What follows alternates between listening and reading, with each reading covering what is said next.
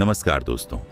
आज जो कहानी मैं आपको सुनाने जा रहा हूं वह मुझे मेरे एक अंकल ने खुद सुनाई थी। आज भी जब वह उस रात को याद करते हैं तो उनके चेहरे का रंग उड़ जाता है। अगर आपको सच्ची और रहस्यमयी हॉरर कहानियां पसंद हैं तो इस वीडियो को आखिर तक जरूर देखिए। आइए शुरू करते हैं। मेरे अंकल का नाम अभिषेक है। यह घटना लगभग 20 साल पहले की है। उस समय अभिषेक अंकल पश्चिम बंगाल के पोमान नाम के एक छोटे कस्बे में रहते थे। घर की आर्थिक स्थिति अच्छी नहीं थी। कई महीनों से नौकरी की तलाश कर रहे थे। एक दिन उन्हें मुंबई की एक प्राइवेट कंपनी से इंटरव्यू का कॉल आया। यह उनके लिए जिंदगी बदलने का मौका था। उन्होंने घर वालों से उधार लेकर किसी तरह मुंबई जाने का इंतजाम किया। जिस दिन उन्हें वापस लौटना था उसी दिन पूरे इलाके में अचानक परिवहन बंद हो गया। बसें और ट्रेनें बंद थीं। बड़ी मुश्किल से उन्होंने एक रैपिडो बुक की और इंटरव्यू देने पहुंच गए। इंटरव्यू शाम 4 बजे खत्म हुआ। इंटरव्यू अच्छा गया, लेकिन जेब में सिर्फ कुछ सिक्के बचे थे। इतने पैसे नहीं थे कि फिर से रैपिडो बुक कर सकें। उन्होंने सोचा, थोड़ा इंतजार कर लेता हूं, शायद कोई बस मिल जाए। समय धीरे धीरे बीतता गया। शाम के 6, फिर 7, 8, 9 और आखिरकार रात के 10 बजे दूर से एक पुरानी बस आती दिखाई दी। बस पर धूल जमी हुई थी। उसके बोर्ड पर सिर्फ इतना लिखा था, पोमान। अभिषेक अंकल खुश हो गए। उन्हें लगा कि भगवान ने उनकी सुन ली। बस रुकते ही वह जल्दी से अंदर चढ़ गए। लेकिन जैसे ही उन्होंने बस के अंदर कदम रखा उन्हें कुछ अजीब महसूस हुआ। पूरी बस में करीब 30-40 यात्री बैठे थे, लेकिन कोई किसी से बात नहीं कर रहा था। न कोई मोबाइल, न कोई खांसी, न कोई हंसी। बस में सिर्फ इंजन की आवाज सुनाई दे रही थी। सभी यात्रियों के चेहरे बिल्कुल भावहीन थे। ऐसा लग रहा था जैसे सब किसी गहरी सोच में डूबे हों या फिर किसी डर से चुप हों। अभिषेक अंकल ने सोचा, शायद सब लोग थके हुए होंगे। वह एक खाली सीट पर बैठ गए। कुछ मिनट बाद उन्होंने बगल में बैठे एक आदमी से पूछा, भैया, ये बस पोमान ही जाएगी ना? वह आदमी धीरे धीरे उनकी तरफ मुड़ा। उसकी आंखों के नीचे गहरे काले निशान थे।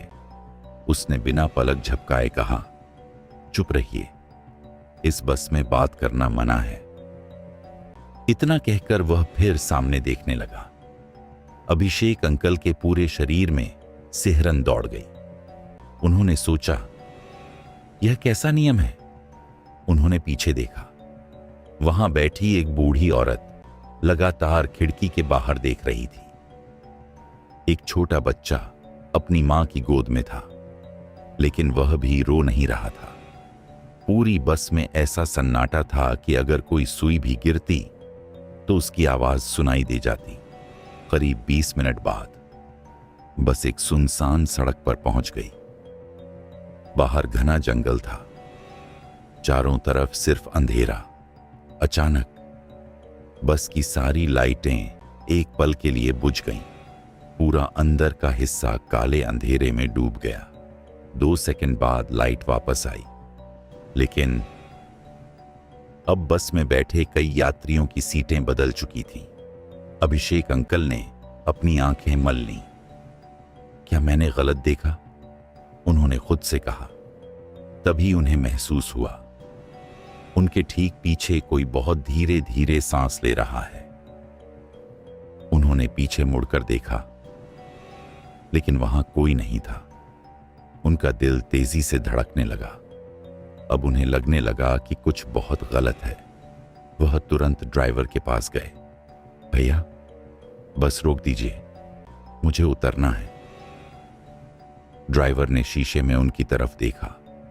उसकी आंखें बिल्कुल सफेद दिखाई दे रही थीं। उसने बिना पीछे देखे कहा, अब यह बस बीच रास्ते नहीं रुकती, लेकिन मुझे उतरना है। बैठ जाइए, अभी समय नहीं आया। यह सुनते ही अभिषेक अंकल का गला सूख गया। उन्होंने पूरी बस में नजर दौड़ाई। अब उन्हें महसूस हुआ कोई भी यात्री सांस तक नहीं ले रहा था। सब बिल्कुल मूर्ति की तरह बैठे थे। समय बीतता गया। घड़ी में रात के 2 बजे थे। अचानक बस खुद ब खुद रुक गई। ड्राइवर ने दरवाजा खोला।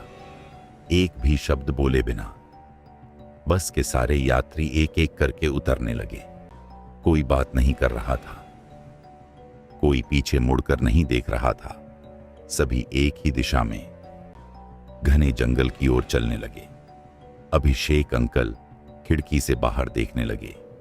जंगल के अंदर दूर कहीं हल्की सी लाल रोशनी दिखाई दे रही थी और उसी रोशनी की तरफ सारे यात्री बिना आवाज किए बढ़ते जा रहे थे।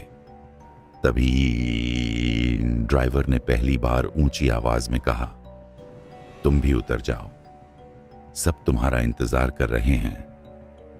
अभिषेक अंकल का दिल जैसे धड़कना ही भूल गया। उन्होंने कांपते हुए पूछा, कौन कौन इंतजार कर रहा है?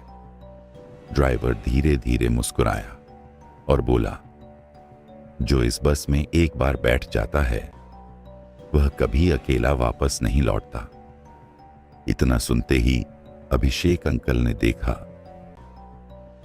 जंगल के अंदर खड़े सभी यात्री एक साथ उनकी तरफ मुड़ चुके थे और अंधेरे में उनकी आंखें लाल रंग से चमक रही थीं। जंगल के अंदर खड़े सभी लोग एक साथ अभिषेक अंकल की तरफ देखने लगे। उनकी आंखें लाल अंगारों की तरह चमक रही थीं। अभिषेक अंकल का पूरा शरीर कांपने लगा। उन्होंने बिना कुछ सोचे बस का दरवाजा बंद करने की कोशिश की, लेकिन दरवाजा अपने आप खुल गया। ड्राइवर ने धीरे से कहा, अब भागकर भी कहां जाओगे? इतना सुनते ही अभिषेक अंकल पूरी ताकत से बस से नीचे कूद गए और उल्टी दिशा में भागने लगे। पीछे से किसी के पैरों की आवाज नहीं आ रही थी, लेकिन उन्हें बार बार ऐसा महसूस हो रहा था कि कोई उनके बिल्कुल पीछे चल रहा है। लगभग 5 मिनट तक लगातार भागने के बाद वह एक पुराने पत्थर के मंदिर के सामने पहुंच गए। मंदिर पूरी तरह टूटा हुआ था। उसके दरवाजे पर जंग लगी घंटी लटक रही थी। अंदर सिर्फ एक छोटा सा दीपक जल रहा था। इतनी रात में दीपक कैसे जल सकता है? अभिषेक अंकल धीरे धीरे अंदर गए। अंदर एक बहुत बूढ़े साधु ध्यान लगाए बैठे थे। उन्होंने आंखें खोले बिना कहा, बेटा, आखिर तुम भी उस बस में बैठ ही गए। अभिषेक अंकल हैरान रह गए। बाबा, आपको कैसे पता? साधु ने आंखें खोली। पिछले 30 साल से हर अमावस्या की रात वही बस यहां आती है। जो लोग उसमें बैठते हैं उनमें से ज्यादातर कभी वापस नहीं लौटते। अभिषेक अंकल के पैरों तले जमीन खिसक गई। लेकिन क्यों? साधु ने मंदिर के बाहर इशारा किया। क्योंकि वह बस इंसानों की नहीं, भटकी हुई आत्माओं की है। इतना सुनते ही मंदिर के बाहर से किसी ने धीरे धीरे दरवाजा खटखटाया। आवाज सुनकर अभिषेक अंकल का गला सूख गया। साधु ने तुरंत कहा, जो भी हो, दरवाजा मत खोलना। लेकिन बाहर से आवाज आई, अभिषेक, दरवाजा खोलो, मैं बस का कंडक्टर हूं, तुम्हारा बैग बस में रह गया है। अभिषेक अंकल सचमुच अपना बैग बस में भूल गए थे। उनके मन में एक पल के लिए दरवाजा खोलने का विचार आया। तभी साधु जोर से बोले, यही उनकी चाल है। अगर तुमने दरवाजा खोला तो सुबह कभी नहीं देख पाओगे। इतने में दरवाजे पर दस्तक तेज हो गई। ठक ठक ठक ठक। कुछ ही सेकंड बाद दस्तक बंद हो गई। चारों तरफ फिर से गहरा सन्नाटा छा गया। करीब 10 मिनट बाद साधु ने धीरे से दरवाजा खोला। बाहर कोई नहीं था, लेकिन जमीन पर गीली मिट्टी में दर्जनों पैरों के निशान बने हुए थे। ऐसा लग रहा था जैसे सैकड़ों लोग मंदिर के चारों ओर खड़े रहे हों। साधु ने अभिषेक अंकल से कहा, अभी रात खत्म नहीं हुई है, असली खतरा 3 बजे शुरू होगा। उन्होंने एक छोटा सा ताबीज निकालकर अभिषेक अंकल के हाथ में दिया।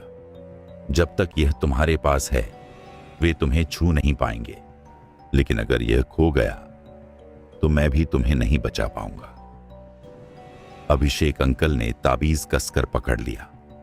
तभी मंदिर की घंटी बिना किसी के छुए अपने आप बजने लगी।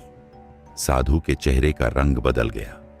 उन्होंने धीरे से कहा, वे लोग मंदिर तक पहुंच चुके हैं। अभिषेक अंकल ने खिड़की से बाहर झांका और जो उन्होंने देखा उससे उनकी चीख निकल गई। बस के वही सारे यात्री मंदिर को चारों तरफ से घेर कर खड़े थे, लेकिन अब उनके चेहरे इंसानों जैसे नहीं थे। उनके मुंह असामान्य रूप से बड़े हो चुके थे, आंखें पूरी तरह काली थीं और वे एक साथ मंदिर की ओर बढ़ने लगे। साधु ने तुरंत दीपक की लौ तेज की और मंत्र पढ़ना शुरू किया। जैसे ही मंत्रों की आवाज गूंजी, बाहर खड़ी परछाइयां कुछ पल के लिए रुक गईं, लेकिन तभी भीड़ के बीच से बस का ड्राइवर आगे आया। उसने मुस्कुराकर मंदिर की ओर देखा और कहा, आज अमावस्या है, आज कोई भी इसे नहीं बचा सकता। यहीं से उस रात का सबसे खतरनाक खेल शुरू होने वाला था। मंदिर के बाहर खड़े सभी साए धीरे धीरे आगे बढ़ने लगे। उनके कदमों की आवाज नहीं आ रही थी, लेकिन ऐसा लग रहा था जैसे पूरी जमीन कांप रही हो। अंदर बैठे अभिषेक अंकल के माथे से पसीना लगातार टपक रहा था। साधु बाबा बिना रुके मंत्र पढ़ रहे थे। अचानक मंदिर का पुराना लकड़ी का दरवाजा जोर जोर से हिलने लगा। धड़ाम धड़ाम धड़ाम। ऐसा लग रहा था जैसे दर्जनों लोग एक साथ उसे तोड़ने की कोशिश कर रहे हों। अभिषेक अंकल डर कर बोले, बाबा, अगर ये लोग अंदर आ गए तो? साधु ने शांत स्वर में कहा, डर मत, जब तक दीपक जल रहा है ये अंदर नहीं आ सकते, लेकिन अगर दीपक बुझ गया तो कोई भी हमें नहीं बचा पाएगा। इतना सुनते ही अचानक मंदिर के अंदर तेज ठंडी हवा चलने लगी। दीपक की लौ बार बार कांपने लगी। अभिषेक अंकल ने दोनों हाथों से दीपक को ढक लिया। तभी मंदिर के पीछे से एक और आवाज आई, अभिषेक बेटा। यह आवाज बिल्कुल उनकी मां जैसी थी। अभिषेक अंकल चौंक गए। मां, आवाज फिर आई, मैं बाहर हूं, मुझे बचा लो। उनकी आंखों में आंसू आ गए। वे दरवाजे की ओर बढ़ने लगे, लेकिन साधु बाबा ने उनका हाथ कसकर पकड़ लिया। रुक जाओ, यह तुम्हारी मां नहीं है, ये तुम्हारे मन से खेल रहे हैं। अभिषेक अंकल वहीं रुक गए। कुछ ही पल बाद बाहर से वही आवाज डरावनी हंसी में बदल गई। अब उन्हें समझ आ गया कि बाबा सच कह रहे थे। अचानक मंदिर की दीवारों पर काले हाथों के निशान दिखाई देने लगे। ऐसा लग रहा था जैसे कोई अदृश्य चीज बाहर से दीवारों को छू रही हो। तभी अभिषेक अंकल की नजर मंदिर के एक कोने पर पड़ी। वहां एक पुरानी पत्थर की शिला रखी थी, जिस पर कुछ लिखा हुआ था। उन्होंने धूल साफ की।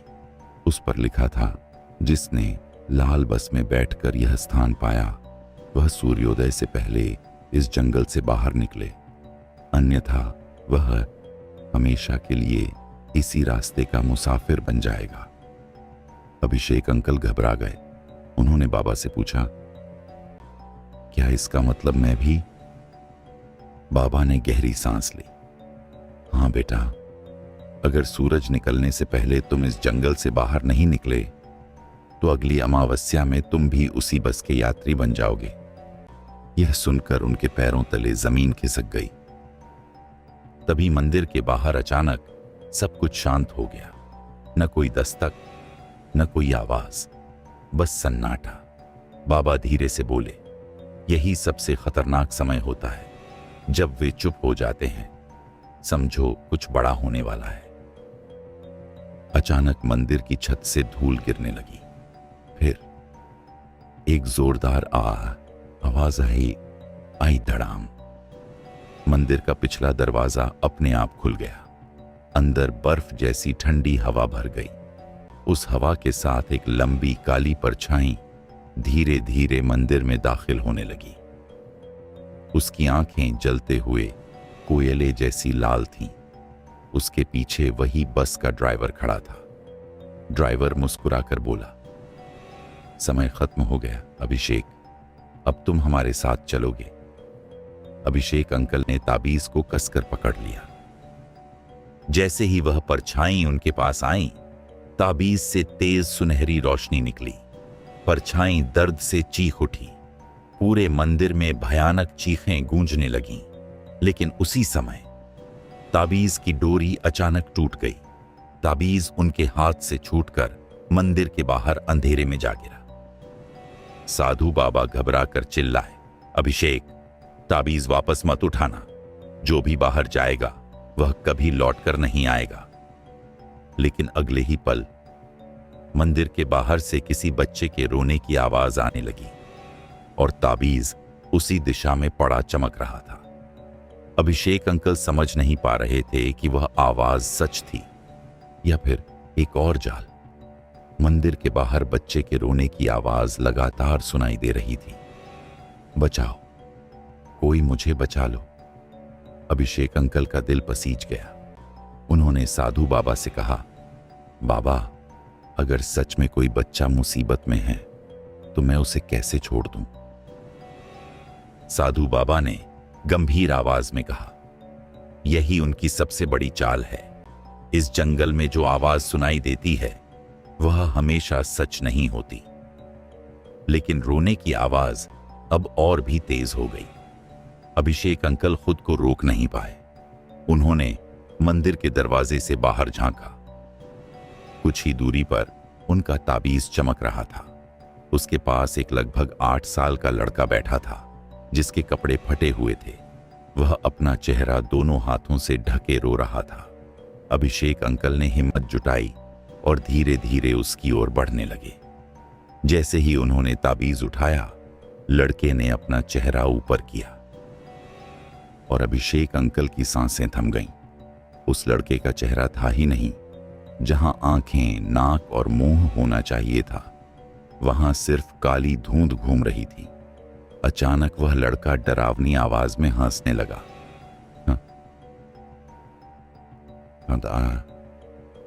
तुम भी फंस गए। इतना सुनते ही चारों तरफ से वही बस के यात्री पेड़ों के पीछे से निकलने लगे। वे धीरे धीरे अभिषेक अंकल को घेरने लगे। अभिषेक अंकल पूरी ताकत से भागे और किसी तरह मंदिर के अंदर पहुंच गए। जैसे ही वह अंदर आए, साधु बाबा ने दरवाजा बंद कर दिया।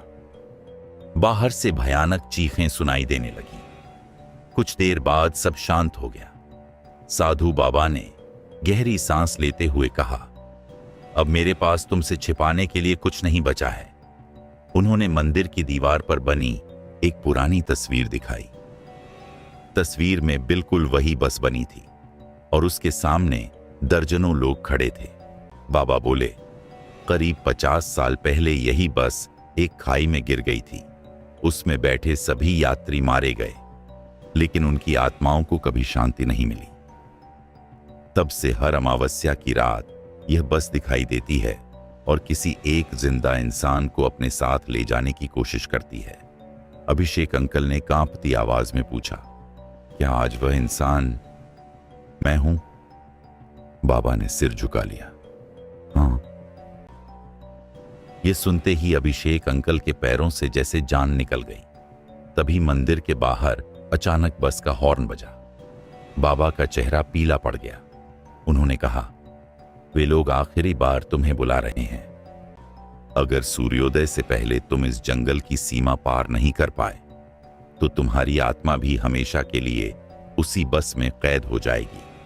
इतना कहकर बाबा मंदिर के फर्श का एक पत्थर हटाने लगे। पत्थर के नीचे एक बहुत पुरानी सुरंग थी। बाबा बोले, यह सुरंग जंगल के बाहर निकलती है, लेकिन रास्ते में तुम्हें कोई भी आवाज दे, पीछे मुड़कर मत देखना। अगर तुमने एक बार भी पीछे देखा तो सब खत्म हो जाएगा। अभिषेक अंकल ने बिना समय गंवाए सुरंग में उतरना शुरू किया। पीछे से साधु बाबा ने आखिरी बार कहा, याद रखना, चाहे कोई तुम्हारा नाम पुकारे, चाहे तुम्हारे अपने ही क्यों न दिखाई दें, पीछे मत देखना। अभिषेक अंकल सुरंग में आगे बढ़ने लगे। कुछ मिनट बाद उनके पीछे कदमों की आवाज आने लगी। फिर किसी ने बिल्कुल उनके कान के पास फुसफुसाकर कहा, अभिषेक, मैं तुम्हारा पिता हूं, एक बार पीछे देखो। अभिषेक अंकल ने अपनी आंखें बंद कर लीं और आगे बढ़ते रहे। लेकिन अगले ही पल उन्हें अपने कंधे पर किसी का ठंडा हाथ महसूस हुआ। अब उन्हें समझ नहीं आ रहा था, आगे भागें या पीछे मुड़कर देखें। अभिषेक अंकल के कंधे पर रखा वह बर्फ जैसा ठंडा हाथ धीरे धीरे कसने लगा। उनकी सांसें तेज हो गईं।